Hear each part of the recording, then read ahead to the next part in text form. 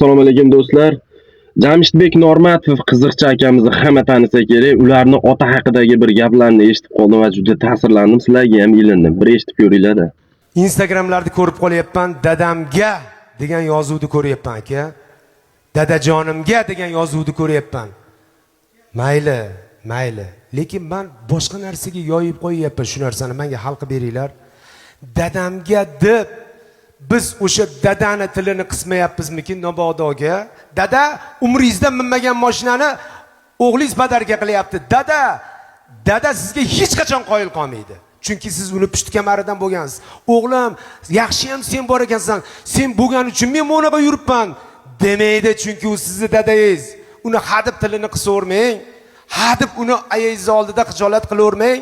Nabarot dada, siz aytgan fikrdan keyin men ishim o'zgarib ketdi. Siz aytgan, siz hali bergan pulingiz barakali ekan, ko'payib ketgandan keyin uni sabab chiqib qo'yaylik. Dadani sabab chiqib qo'yaylik. Dada, agar siz bo'lmaganingizda o'sha ish bo'lmasdi deb dadangiz tili uzunroq bo'lib tursin. Ayingiz oldida, chunki sizni ham xotiningiz bor, bolalaringiz oldida tilingiz qisilmaslik kerak-ku. U dada bugun bor, ertaga yo'q, ertaga siz fil olbersangiz ham qaytib kelmas ekan. Dadamizni hech qachon tili qisilib, gapi bo'linib qolishini xohlamaymiz. Dadamiz gerdayib yursin. Chunki biz dadamizga nima? O'sha mashinangizni olib bergandan keyin kechasi 2 da kelsangiz ham indamasinmi? Eski dadangizni yo'qotib qo'yasiz. Kel o'g'lim uyga degan dadani yo'qotib qo'yasiz. Eski mehribon dadangizni yo'qotib qo'yasiz. Jahldor dadangizni yo'qotib qo'yasiz.